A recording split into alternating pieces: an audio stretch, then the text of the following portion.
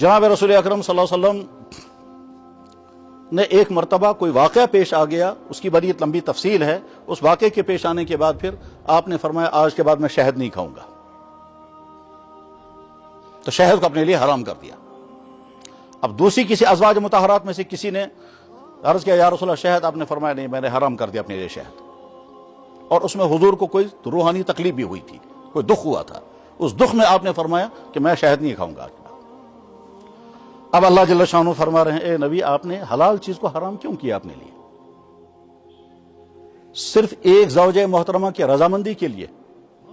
हुआ यह था कि आप अलैहिस्सलाम ने एक जगह शहद तनावुल फरमाया, वो अज़वाज मुतहरात में से दूसरी के यहाँ जब तशरीफ ले गए तो उन्होंने वहां से कहा कि आपने क्या चीज खाई है?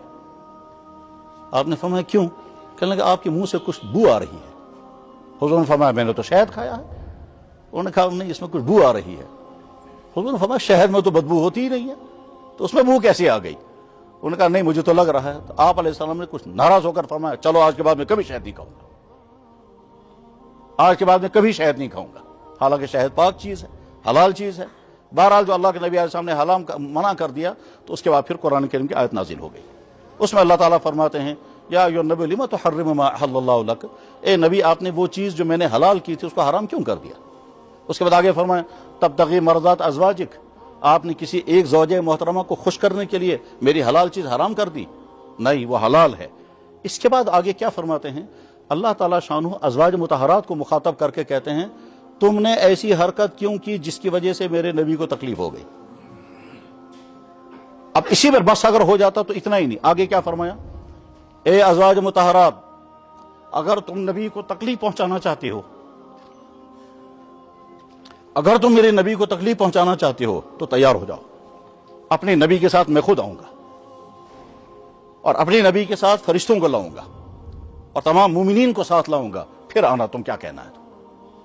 इन ततूबा इलल्लाह फक़द सक़त कुलूबकुमा व इन तज़ाहरा अलैहि, अगर तुम अपने मेरे नबी के खिलाफ कोई ऐसी चीज करना चाहते हो जिससे मेरे नबी को तकलीफ हो, फ़इन्नल्लाह हुवा मौला व जिब्रील व सालिहुल मुमिनीन वल मलाइका बाद ज़ालिका ज़हीर, इतनी ताकत लेकर के आऊंगा फिर देखूंगा कौन मेरे नबी को तकलीफ पहुंचाए।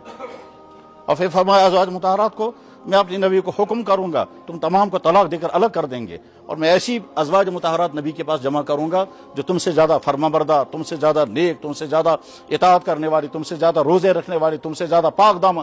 ये सारी चीजें वाकया इतना हुआ था कि अल्लाह के नबी ने एक ज़ौजे मोहतरमा को खुश करने के लिए चलो बच्चा आज के बाद मैं शहद खाऊंगा नहीं, लेकिन अल्लाह ने इतना सख्त जुमला इरशाद फरमाया इन ततूबा इलल्लाह फ़क़द सग़त कुलूबकुमा व इन तज़ाहरा अलैहि, अगर तुम मेरे नबी के खिलाफ ये रवैया इख्तियार करोगे जिससे मेरे नबी को तकलीफ हो तो मैं अपनी नबी की हिफाजत के लिए, मैं अपनी नबी का तहफ़्फ़ुज़ करने के लिए या तकलीफ पहुंचाने वालों का मुकाबला करने के लिए मैं खुद, जिब्रील की ताकत, सारे फरिश्ते और तमाम ईमान वाले, फिर आना को किसको तकलीफ पहुंचानी है मेरे नबी को। इतना सख्त रवैया इख्तियार फरमाया किनके खिलाफ? अज़वाज मुतहरात के खिलाफ।